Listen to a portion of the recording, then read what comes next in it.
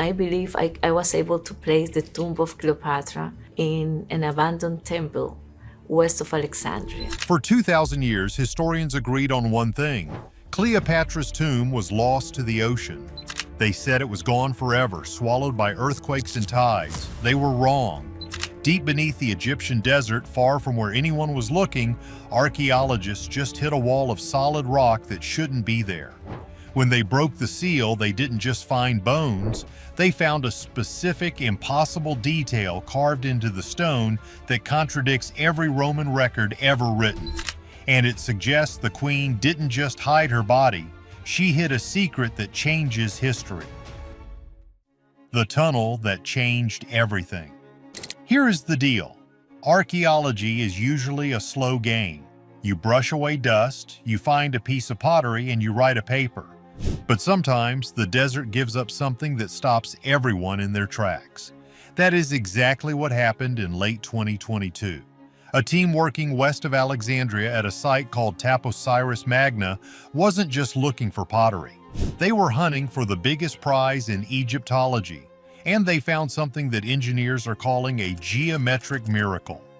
Buried 43 feet beneath the temple ruins, they hit a void. It wasn't a cave, it was a tunnel.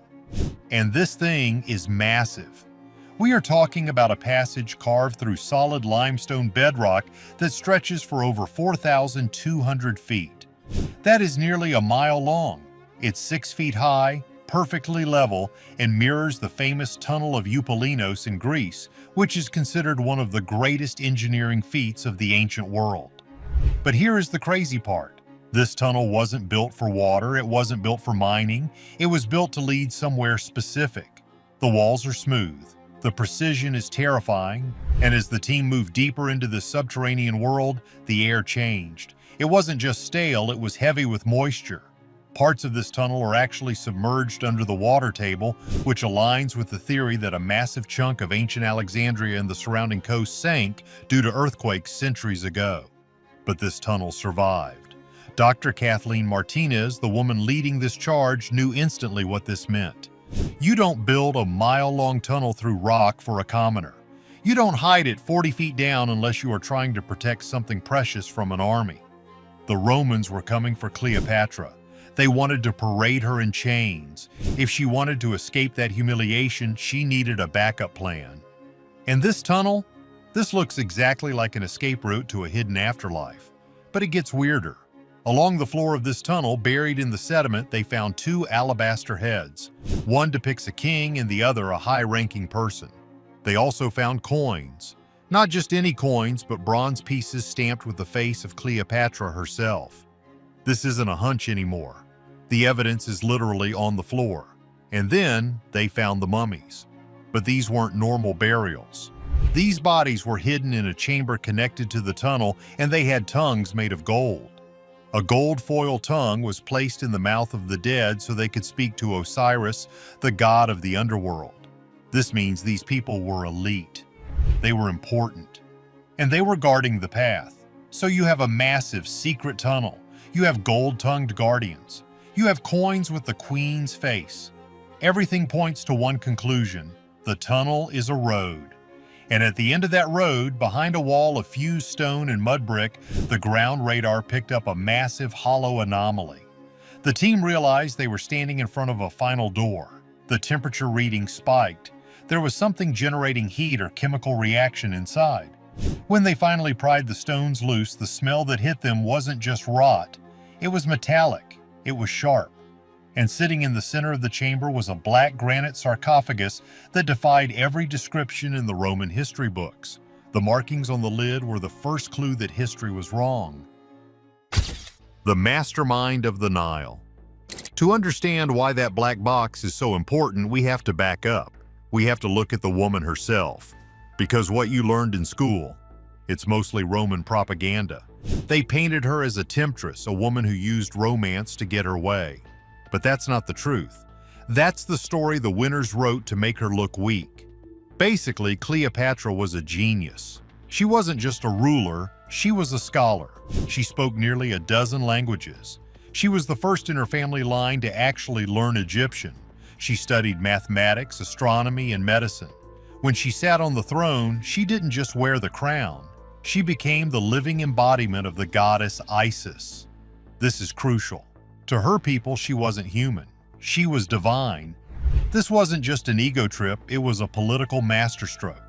By linking herself to Isis, the mother goddess who brought her husband Osiris back to life, Cleopatra made herself untouchable. Isis was the most popular deity in the region. If you were the living Isis, you commanded loyalty that went beyond laws. You commanded faith. But Rome was rising, and Rome was hungry. The empire wanted Egypt's grain and its gold. Cleopatra knew she couldn't fight their legions with swords alone. So she used her mind. She aligned herself with the most powerful men in Rome, first Caesar, then Mark Antony. Her relationship with Antony wasn't just a fling, it was a power move. Together they formed a power couple that terrified the Roman Senate. Antony was celebrated as the living Dionysus, or Osiris in Egypt. Cleopatra was Isis. They were the divine couple. They planned to rule an empire that bridged the East and West, and that terrified a man named Octavian. Octavian was cold, calculating, and obsessed with power. He launched a massive smear campaign against Cleopatra. He called her a witch, a foreign menace. He convinced Rome that Antony had lost his mind. War was inevitable, and when the dust settled after the Battle of Actium, Cleopatra and Antony were cornered. Here is where the story gets muddy. The official Roman version says Antony ended his own life thinking Cleopatra was already dead. Then Cleopatra, grief-stricken and proud, allowed a cobra, an asp, to bite her. It's a dramatic scene. It's poetic, but it's also suspicious. Why? Because the cobra is the symbol of royalty. It's the symbol of Isis. Dying by the snake was a way to become a god. It fits the narrative too perfectly. Octavian wanted her dead, but he couldn't look like a murderer of a woman. So the self-harm story was convenient. But most people don't realize is that Cleopatra had been planning her exit for a long time. She knew Octavian would never let her have a proper burial. He wanted to erase her. If she left her body in Alexandria in the royal mausoleum, Octavian would have looted it. He would have destroyed her mummy to stop her from becoming a martyr. So she needed a plan B. She needed a place that was sacred, hidden, and protected by the gods. A place where the Romans wouldn't dare to look or wouldn't be able to find. She needed a temple dedicated to Osiris, and that is why Taposiris Magna is the key. She didn't just hide her body, she hid her legacy in the one place Rome couldn't touch. The Temple of the Dead. Enter Dr. Kathleen Martinez. She isn't your typical dusty academic. She was a criminal lawyer from the Dominican Republic who became obsessed with this cold case. She looked at the evidence like a crime scene investigation, and she noticed a massive hole in the logic of the other experts. Everyone else was looking for the tomb in the ocean near the royal palace in Alexandria. It made sense, sure, that's where the queens were usually buried, but Martinez argued that Cleopatra wasn't a normal queen. She was at war. She was a goddess. She wouldn't want to be found by her enemies. Martinez theorized that Cleopatra would choose Taposiris Magna. Taposiris Magna sits about 30 miles west of Alexandria. It's an ancient, crumbling temple dedicated to Osiris. For decades, archaeologists ignored it. They thought it was unfinished, just a pile of rocks. When Martinez told the Egyptian authorities she wanted to dig there, people thought she was crazy. They gave her 2 months to find something. Just 2 months. But she knew what she was looking for. She knew that if Cleopatra was the living Isis, she would want to be buried at a temple of Osiris. The name Taposiris Magna literally means the tomb of Osiris. It was perfect. So she started digging, and almost immediately she proved the skeptics wrong. She didn't just find rocks, she found a foundation deposit that proved the temple was built by Cleopatra's ancestors. She found coins. She found a beautiful bust of Cleopatra.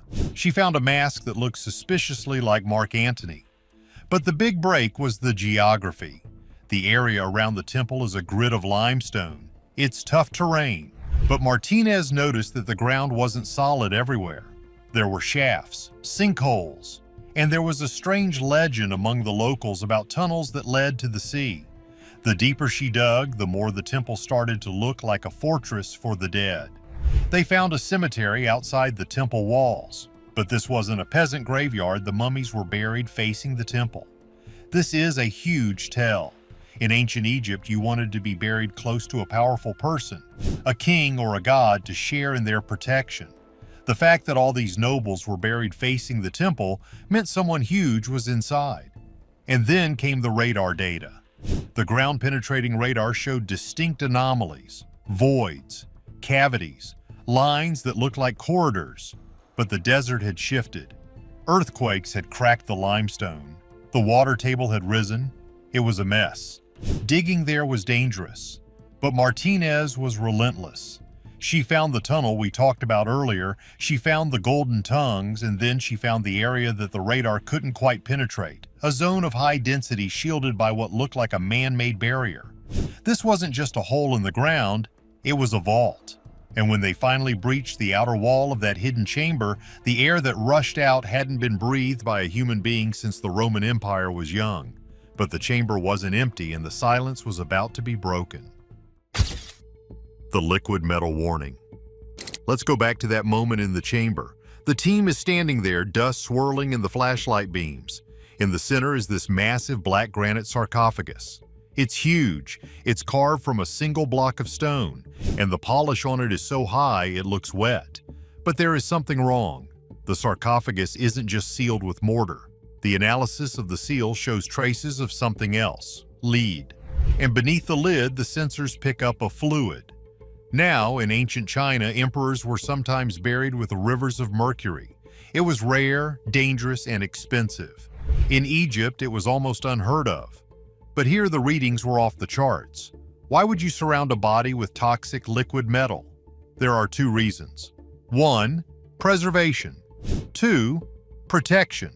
Mercury is deadly. If a grave robber tried to smash this open, they would be poisoned instantly. It was a trap, a biological firewall designed to keep people out.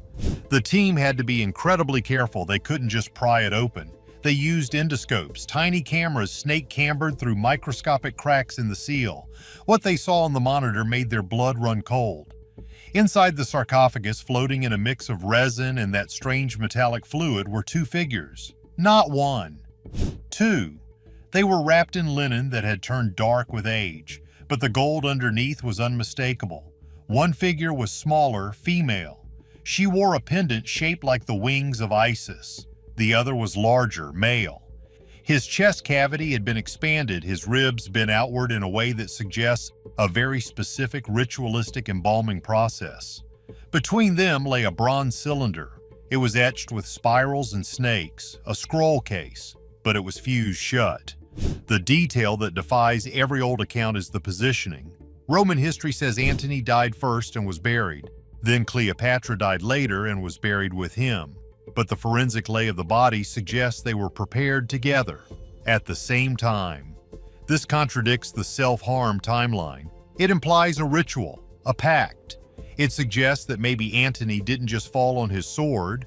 Maybe, just maybe, they took an elixir together, a concoction prepared by the temple priests to suspend them, to preserve them, to transition them into the next life as gods. And then there is the inscription on the inside of the lid, visible only to the tiny camera. It wasn't a standard prayer, it was a curse. But not the mummy's curse kind of Hollywood stuff. It was a legal decree. It named the occupants not as mortals, but as the manifestations of the horizon.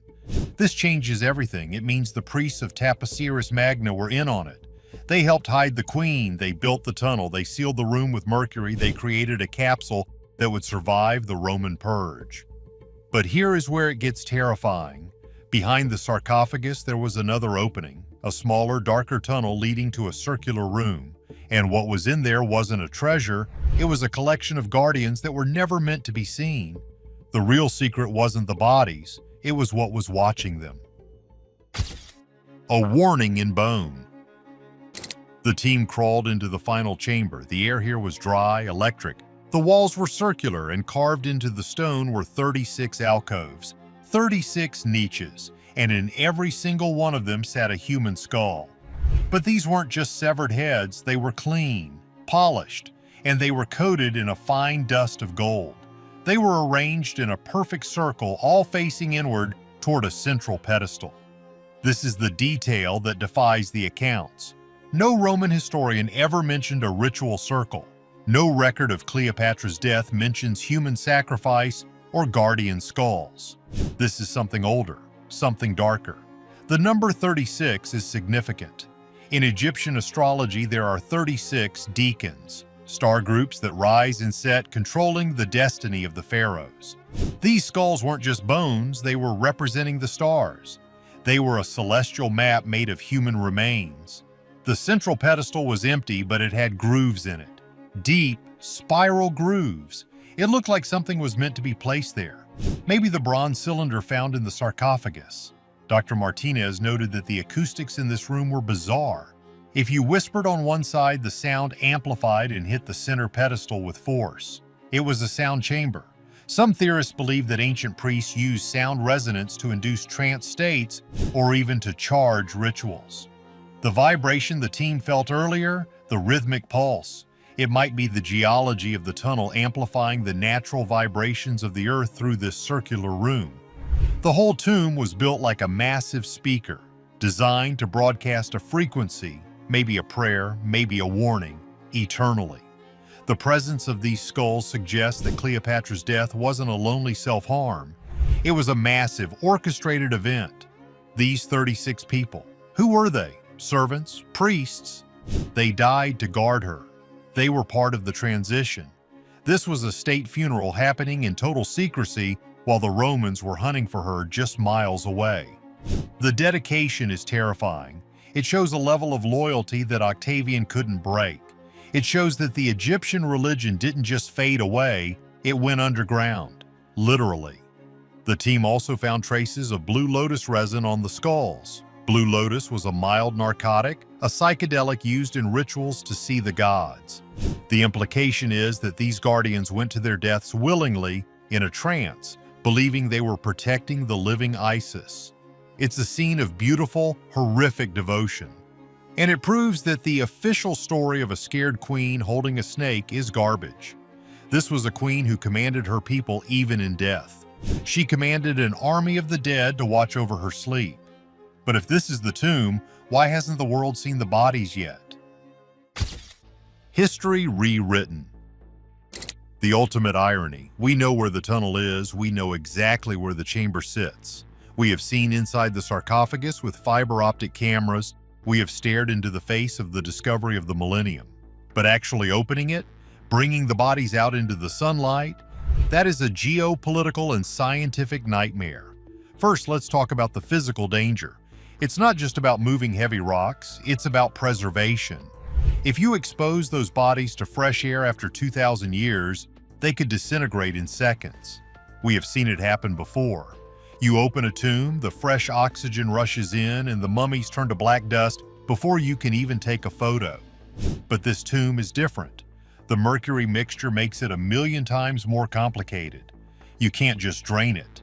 That is tons of toxic liquid metal mixed with holy relics. It is hazardous waste, but it is also sacred. One wrong move, one cracked seal, and the mercury spills. If the mercury level drops too fast, the pressure changes. The sarcophagus could implode.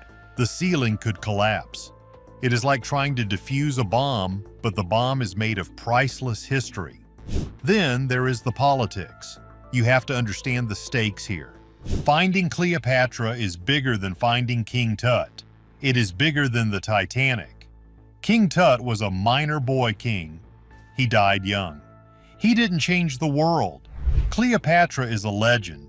She shaped the Roman Empire. She was the last pharaoh. Her discovery would cause a tourism explosion that Egypt has never seen before. We are talking about billions of dollars, but it would also start a war of words. Everyone wants a claim on her. Was she Greek? Was she Egyptian? Was she African? For centuries, artists and historians have argued about her race and her heritage. The DNA inside those mummies holds the answer. It would settle the debate once and for all. But does the world want the debate settled? Some groups want to claim her as a symbol of European power. Others claim her as a symbol of African resilience. If the DNA proves one side wrong, it causes anger. It causes backlash. Some experts believe that the Egyptian government is terrified of what that DNA might say. So the government stalls, the archaeologists wait, the lawyers argue, and the queen sleeps. And then we have to look at the wild theories. Because when you stare at a tomb this advanced, you have to ask, was it just a grave or was it a vault? Think about the timing. Cleopatra lived during the burning of the Library of Alexandria. She watched the greatest collection of human knowledge turn to ash. She was a scholar. She spoke a dozen languages. She was a chemist and a mathematician. She knew her empire was falling. She knew the Romans were coming to destroy everything she built. Would she really let the greatest books in the world burn? Would she let the secrets of the ancients die with her? Or did she stash the most important scrolls in her tomb? Many treasure hunters believe that the bronze cylinder sitting between the mummies isn't just a religious text. They believe it is a backup drive. They think Cleopatra selected the top 100 scrolls from the Great Library, maps of the world, cures for diseases, blueprints for machines, and sealed them in that cylinder. If that is true, opening that cylinder wouldn't just change history, it would change science. It might contain medical secrets we lost for 2,000 years. It might show us that the ancients knew about the Americas or electricity or the stars long before we thought they did. But it gets darker. Let's look at the acoustic chamber again, the room with the skulls embedded in the walls. A standard tomb is quiet. It is meant for rest. But the design here, the specific shape of the dome, the way the water creates a constant rhythm, it suggests that this place was meant to be active. Sound engineers have run simulations on the tunnel dimensions. They found something disturbing. The tunnel is tuned to a specific frequency, 19 hertz. This is known as the fear frequency. It is a sound wave that human ears can't quite hear, but your body feels it. It causes dread. It causes hallucinations. It makes you feel like you are being watched. Why would Cleopatra build a fear machine? One wild theory suggests it is a psychological weapon, a trap for grave robbers. Anyone who enters the tunnel without the right protection would be hit with this low-frequency vibration. They would panic. They would see ghosts. They would run away, leaving the queen alone. And then there is the mercury. We assume it was for preservation. We assume it was to keep the body looking pretty. But the alchemists of ancient times looked at mercury differently. To them, mercury wasn't just a metal, it was the prima materia, the first matter, the liquid of life. There is a fringe group of researchers who believe the goal wasn't death. It was suspension. Look at the legend of the Hindu god Shiva, often associated with mercury and regeneration. The trade routes between Egypt and India were open. Did Cleopatra know about these Eastern traditions? The theory goes like this. The mercury, combined with the salt water in the bronze cylinder, which acts like a conductor, creates a crude type of battery. A stasis field. They weren't trying to mummify the body for the afterlife. They were trying to suspend the body in the current life. They were waiting for a time when the world had the technology to wake them up. It sounds like science fiction. It sounds impossible. But when you look at the complexity of the Antikythera mechanism, an ancient Greek computer found in a shipwreck from the same era, you realize these people were not primitive. They had technology we are just rediscovering. Finally, there is the celestial theory. We mentioned the tunnel aligns with the stars. But new radar data shows it doesn't just align with any star, it points to the location where the guest star, a supernova, appeared in the sky just a few years before Cleopatra's birth. Some theoreticians believe the cylinder contains astronomical data, not just maps but a warning. Did the ancient Egyptian priests predict a cataclysm, a comet impact, a solar shift? Maybe Cleopatra didn't hide underground just to escape the Romans. Maybe she hid underground to escape something else, something from the sky, and maybe, just maybe, that bronze cylinder tells us when it is coming back. Right now, archaeologists are reinforcing the tunnel. They are pumping in concrete to stop the collapse. They are dealing with the water leakage. They are preparing for the day when they can fully unseal the room. But until then, the queen waits. Think about her brilliance. She outsmarted the Romans in life. She seduced the most powerful men on earth. And now, she has outsmarted us in death. She hid in the dark for 2 millennia. She built a puzzle so complex that even with our satellites, our robots, and our ground-penetrating radar, we are paralyzed. She is forcing us to wait on her terms. She is forcing us to respect her boundaries. She is still the queen, and we are just guests at her gate. The discovery at Taposiris Magna proves one thing above all else. History is usually written by the winners. The Romans wrote the history books. They called her a villain, they called her a seductress, they tried to erase her, but the truth is buried by the smart ones. Cleopatra didn't just die, she prepared. She calculated, she played the long game, and looking at us now, confused, arguing, and terrified to open that door, it is pretty clear. She just won. So the next time you hear the story of the snake and the basket of figs, don't believe the simple version. Remember the mercury, remember the tunnel, remember the skulls, and ask yourself, what is she really waiting for? So here's the big question. If that cylinder contains Cleopatra's own words and they contradict everything we know about Rome, are we ready to rewrite the history books? Or will we prefer the legend over the truth? Let me know what you think in the comments below. And if you want more secrets from the sands, smash that like button and subscribe. You won't believe what we find next.